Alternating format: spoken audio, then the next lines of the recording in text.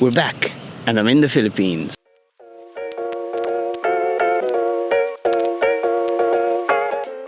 Flying here, I passed over, let's see, so from here to here. No, this is not going to work. To be honest, I thought of filming this while I was on the plane, you know, on those monitors where they show where the plane is flying over. But I fell asleep as soon as I sat down on the first flight, so I didn't manage to get it going. So let me show you on. Yeah, this isn't gonna work. Let me show you on this. So started in Italy, stopover in Doha, and then all the way to Manila in the Philippines. This was definitely the longest flight I've ever taken. I mean, these are all the countries I passed over as I was flying.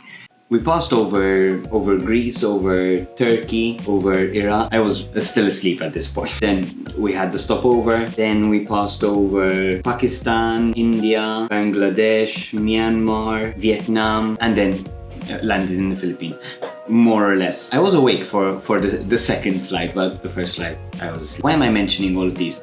As I was passing over, I started to think, why is it that some of these countries have a bad rap? Why is it that some countries are considered good and some countries are considered bad? Almost no matter what they do or what happens there, it's almost a bias, or it's very difficult to change.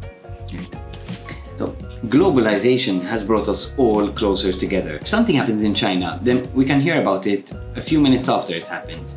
Or if the US announces something, then it will be on the news within a few minutes. For example, how long did it take for you to hear about the situation in Afghanistan, or to get updates about the situation in Afghanistan now, these past few days? Personally, sometimes I find it a bit overwhelming, especially when it deals with tragic or bad news from all around the world.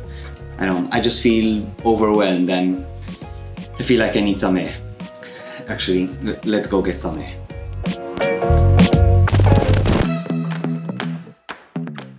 Globalization is often criticized for causing a kind of flattening of different cultures, of making them all the same. But I don't think that's always the case, and I don't think it has to be that way. It looks like here's a path. Look, here and there. Let's go exploring. Globalization can help us discover our vocation as a culture and as a country.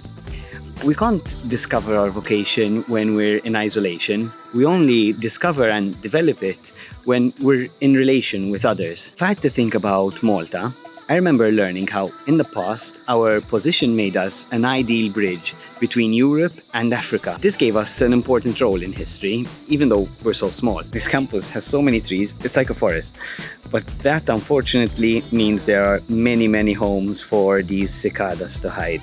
I don't know if you can hear them, but now that I've made you aware of it, you're definitely hearing them. Yeah, I'm gonna go find a place to sit down.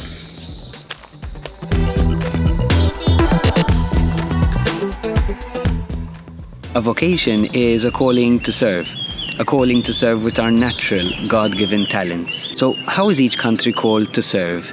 To serve one another, to serve the world, and at the end of the day, to serve the creator of the world. You want to know why I care so much about a country's vocation? Because vocations bring life, they give life, and that is what I can learn from each country. And that's what I hope to learn while I'm here in Asia, how they bring life to the world. What are they called to? What's their vocation? Thinking about Malta, when I was growing up, I remember that Malta was known for our hospitality. I'm not sure if that can be said anymore. I think if we live global situations in this way, then some good can come out of these terrible situations. Life can be born out of these situations of death. That's it for this week. I'll catch you next week.